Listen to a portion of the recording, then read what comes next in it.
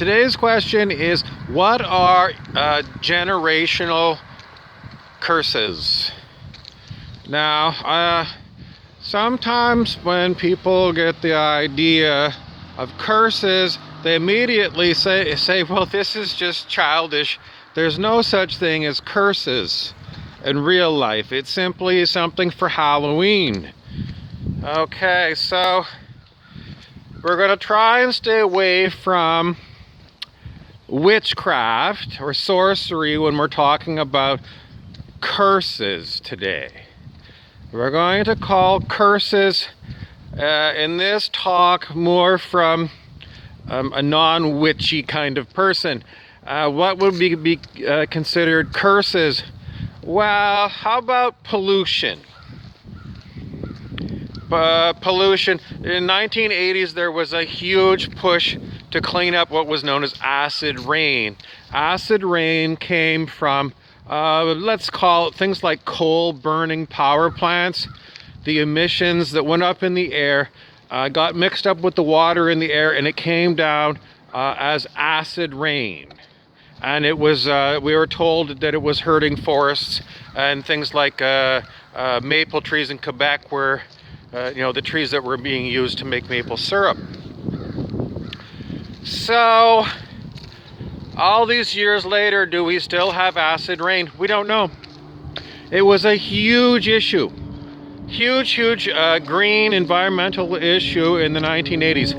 And here it is, 2020. As far as I know,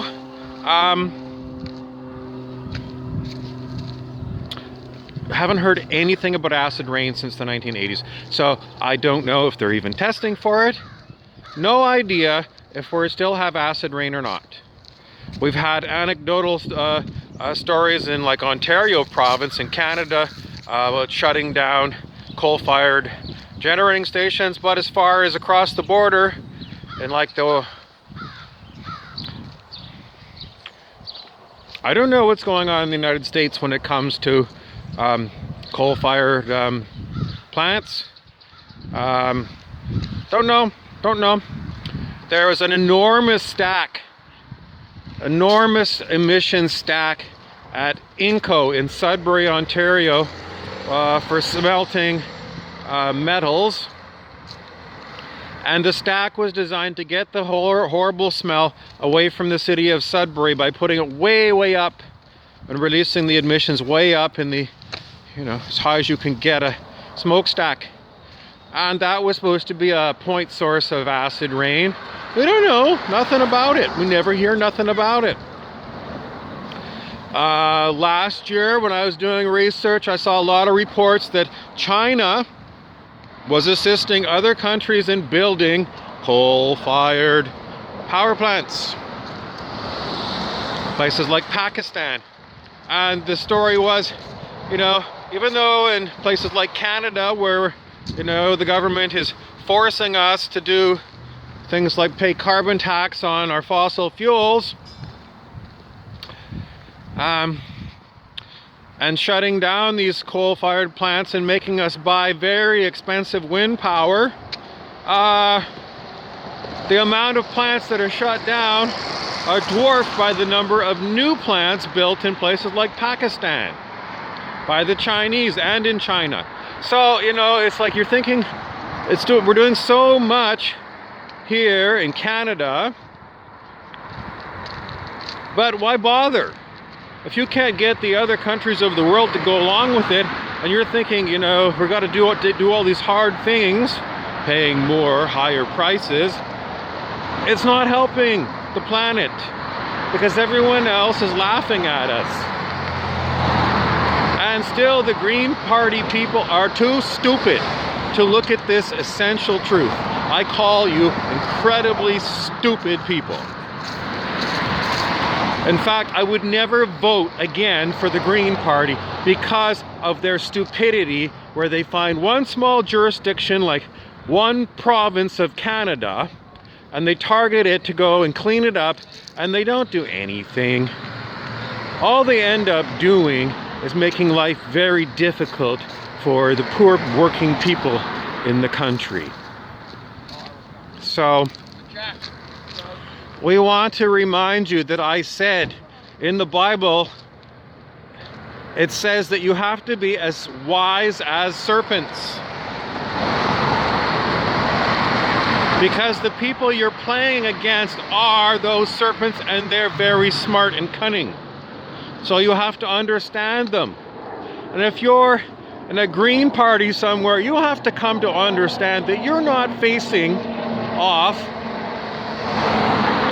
just in one small jurisdiction. You're facing off against the world of corporations and governments. And if you're thinking small and you're just going to go and work on these things in your own jurisdiction, then you're just being a pain in the ass. And that's why Green parties are not taking over in places like Canada, because the Canadians know they can smell the horse shit a mile away when it comes to the Green Party. They're not smart people, and Canadians know it. So what else do we want to talk about when it comes to these generational curses? Well, I mean, I've talked already about this, and it's business and corporations and pollution. I've talked many times about capitalism itself, profits over people. But what are other, like these generational curses that are affecting families? Alcoholism. Alcoholism seems to run in families.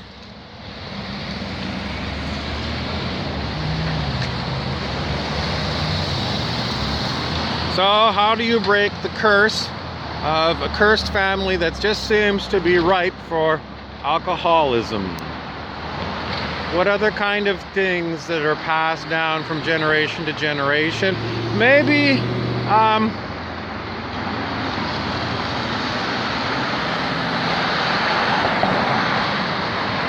unwillingness to discuss difficult issues. Maybe a fear of, I don't want people to know what I think about these things. So the curse there is lack of willingness to speak your truth. The other kind of generational curses, I don't know what else there is. There's probably other things that I haven't thought of. So if you've got some ideas about these generational curses that well, what are you seeing that is making your family say, shut up? What things are you all about that makes your family want to disown you?